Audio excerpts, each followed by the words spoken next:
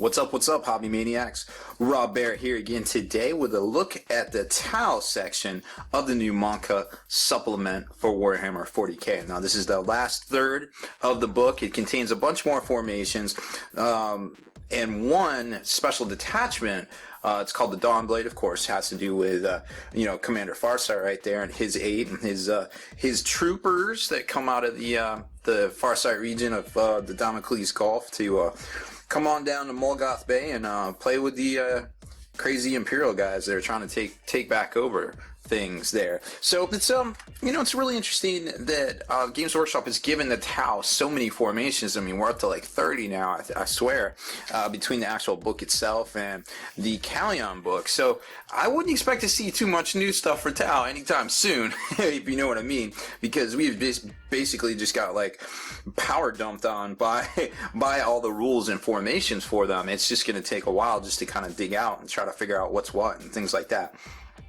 So we'll start here. There isn't any new war gear per se. There is a detachment, like I said, the Dawn Blade for Farsight, but there isn't any like war gear or anything new like that. It's just a bunch of formations. So let's get right to it. So first off is the Counter-Strike Cadre, which is one Pathfinder team and one strike, 3 strike or breacher teams in any combination.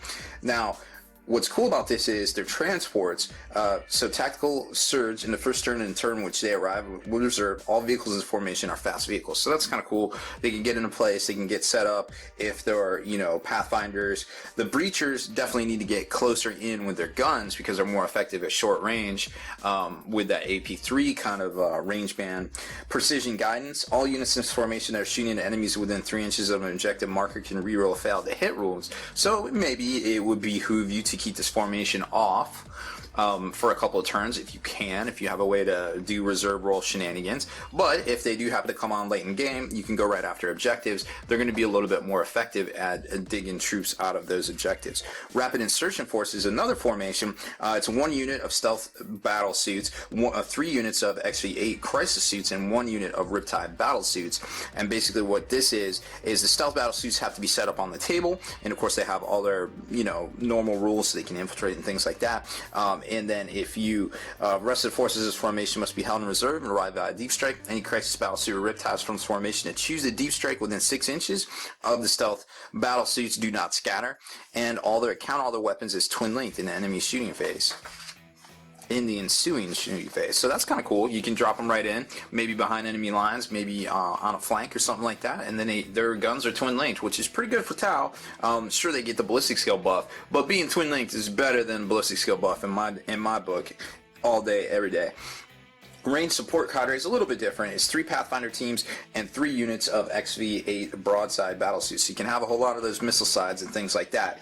Dedicated spotting teams, double the value of any marker lights placed on any of the formation's Pathfinders if the counter is used by any of that formation's broadside unit. So if you laze the target with the Pathfinders, you're basically getting double value for your marker lights, which is pretty cool. It can do some work. Obviously, their railguns are not as high strength as they used to be, but getting the ignore cover special rule for just 1 marker light seems pretty good in my book, so I'm all about that special rule. Hidden Observer, all Pathfinder teams in this formation have Infiltrate and Shroud special rule. Cool, lets them do their job. They lose Shrouded if they move for any reason, falling back, things like that, and it makes... or if they attack with anything else than marker lights, because they basically give their spot away. Dedicated support units, the broadside units in this formation can provide supporting fire for the Pathfinder teams in this formation at any range, as long as it does not exceed the weapon's maximum range. So obviously if you have missile sides, them getting a chance to give that support fire is pretty good in my opinion. Piranha Firestream Wing. This one's actually pretty cool. 4 units of Piranhas, one of which has to be a single unit as your command, spotter, target acquisition team, whatever you want to call it. And that one, if you pick an enemy unit within 36 inches of that particular Piranha and into their line of sight, all Piranhas from this formation, including the target acquisition team, add 1 to the ballistic skill if they shoot at the unit in the shooting phase, and also have the tank hunter special rule if the target was a vehicle. So it's going to give them a little bit buffs. They don't have to use marker lights to get that extra ballistic skill, and which, as we've seen with some of the other formations, is very fortuitous because they're lower ballistic skill just in general. So not being able to use that marker light for the ballistic skill and using it for the ignore cover is super tactical in my opinion. Rearm and refuel. This is where it gets a little saucy.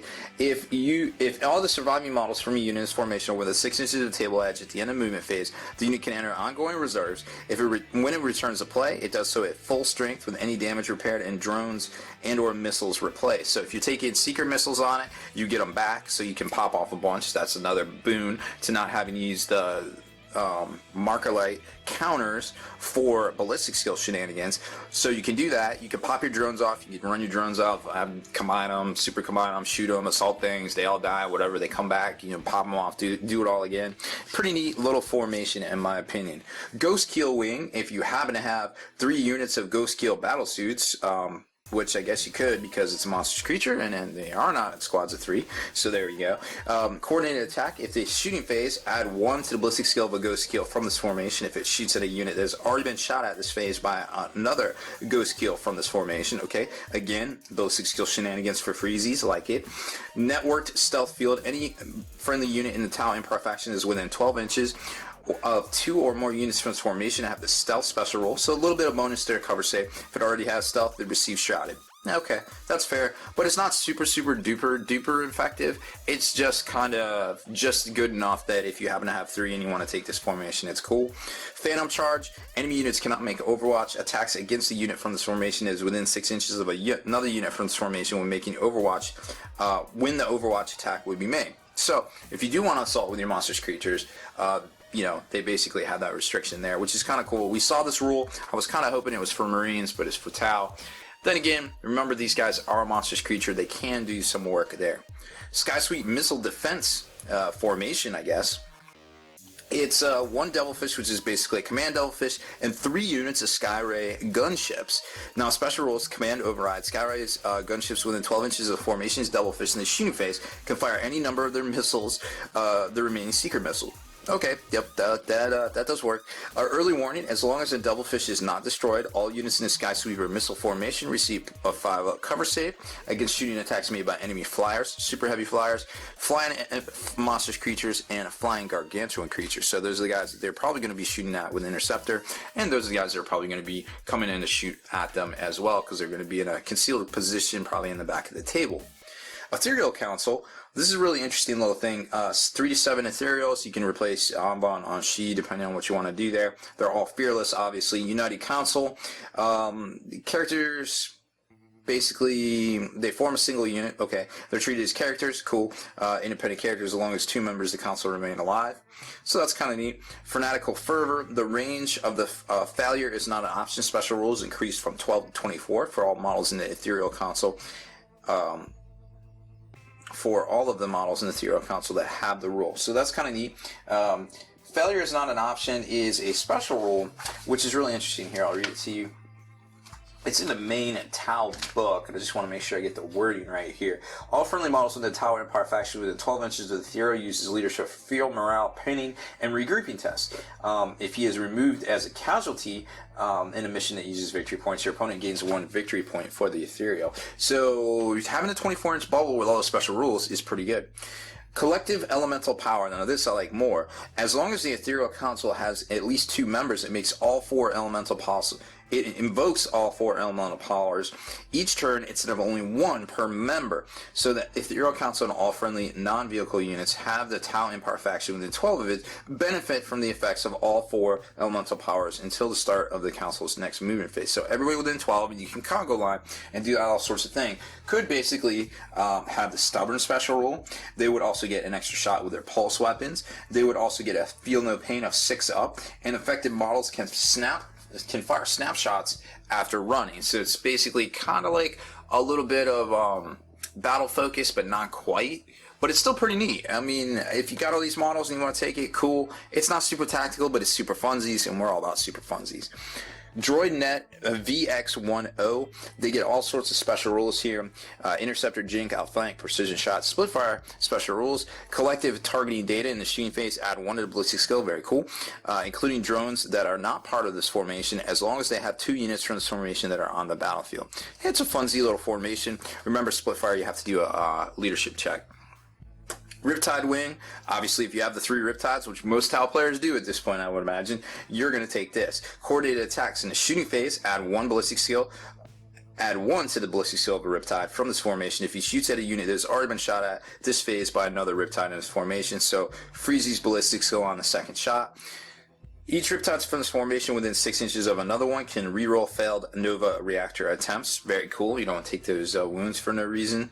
Riptide Hailfire. Once per battle, this formation can make a Riptide Hailfire attack. If it does, any models with this formation that do not move in the movement phase can shoot twice in the shooting phase, each making an attack in a different target if desired. Carry out the shooting attack separately, one after the other. If a unit cannot move in the assault phase of the same turn, no, the unit cannot move in the assault phase of the same turn. Okay, that's definitely important to remember because you can't be assaulting stuff. If a model uses the Ripple Fire in the turn which it makes a Riptide Hellfire attack, it can fire the relevant weapon 4 times rather than twice. So your secondary weapons like your Meltas and things like that, you're going to be able to shoot multiple times, which is pretty dirty and can definitely F up a small, highly armored 5-man squad if something. Then you got the Air Superiority Cadre. We've seen this in the past. Air Superiority in a shooting phase. Add 1 to the ballistic skill of all models in this formation. Shooting at enemy flyers, super heavy flyers, jet bikes, skimmers, flying monsters creatures, and flying gargantuan creatures. Hyperlink drone network. As long as at least 1 model from this formation is on the battlefield, then at the start of the shooting phase, a Tau player gains D3 marker-like counters that can be placed on any enemy units on the battlefield. Very cool. Skywatch. Units from this formation automatically enter play from reserves without a dice roll being made if there are enemy flyers, super heavy flyers, jet bikes, skimmers, flying monster creatures anywhere on the battlefield. So they bring them in, or say they set them up on the table, you're coming in on turn 2. Cash money dollars. And then there's the 8, which is kind of we saw that in the first Fireside supplement, which might have been the first supplement for 40k, depending on who you ask. So there's the 8. Here's the special rules, and here's the actual formation. You do have to point them up according to this, based off the Tau, the normal Tau, the blue book, which is the new one. I guess you could use the old book too, which is the orange one.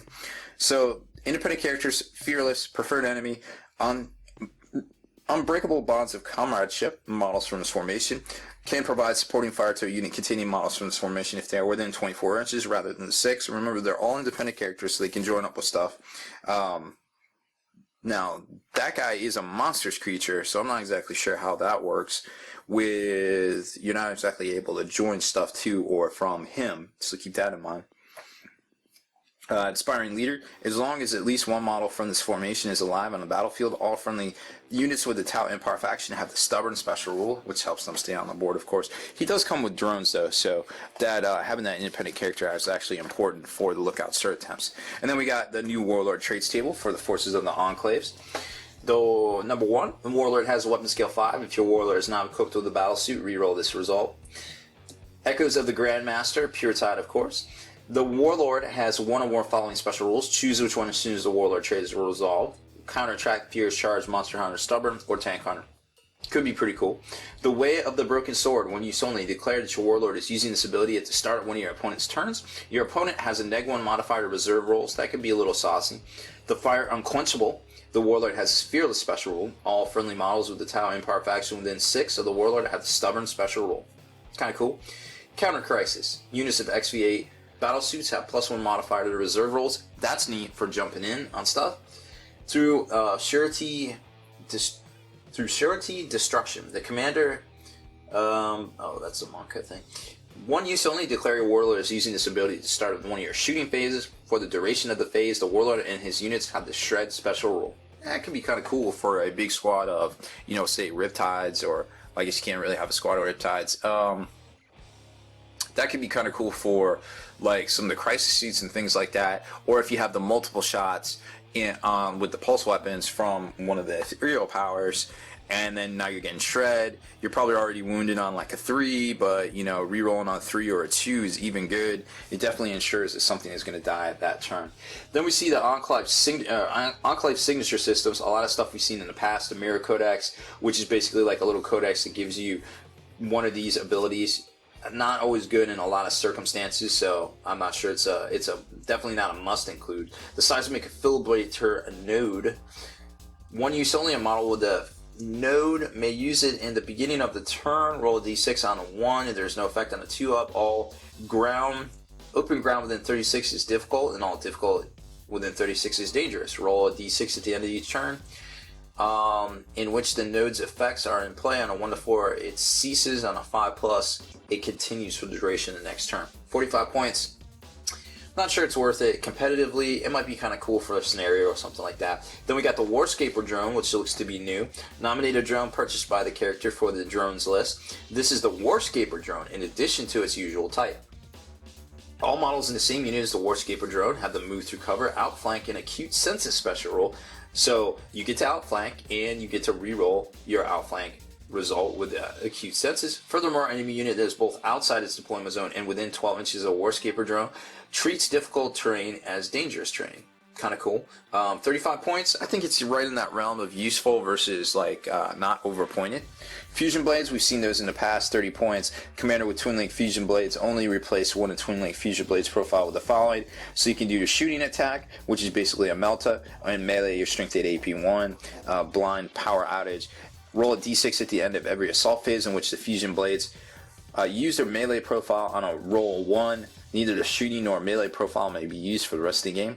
And then the ubiquitous Earthcast Pilot Array is 30 points, probably an auto include. Models in this battle, models with battle suits only. The model rerolls all rolls of 1 in the shooting phase and may reroll the dice when using a Nova reactor. However, their weapon skill is a 1.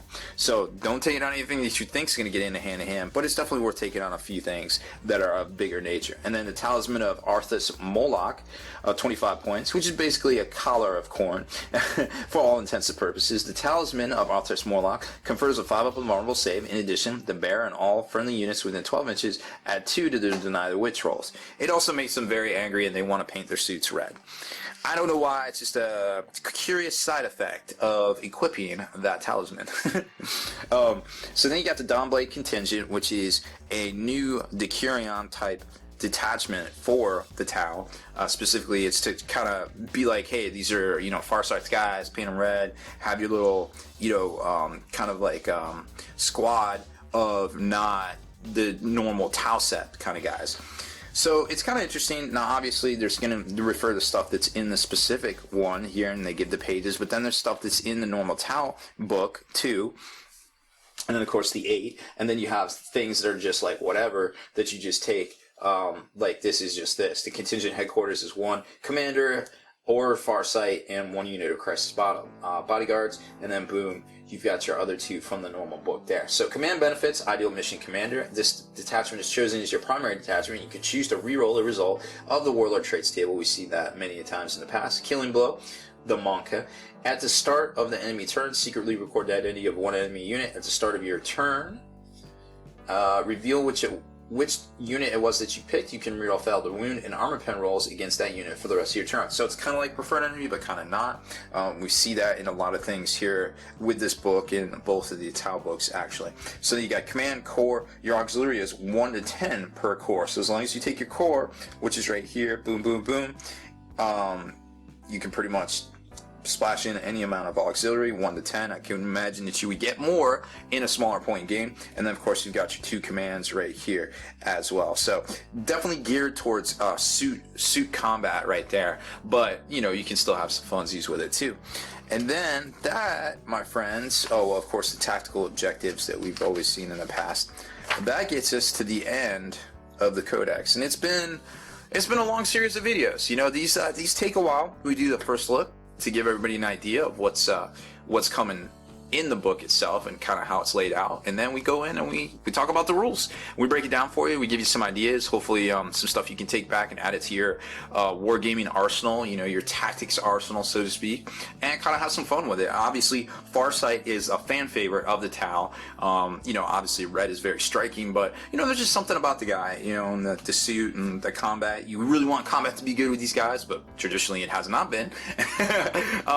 And who doesn't like a bunch of suits just falling from the sky and just pew, pew, pew, pew, pew, pew, pew, pew, pew. You know, it's the ultimate kind of whatever the reverse is to the Last Stand kind of thing, the Forlorn Hope. That is what this represents. They're both very romantic kind of ideas and very, you know, striking on the battlefield, and definitely lends very strongly to any narrative that you want to do with these crazy walking robots everywhere, I feel like. So that's it for this one. Thanks for hanging in there. This this is our last part to the Tau Mont'ka rules review.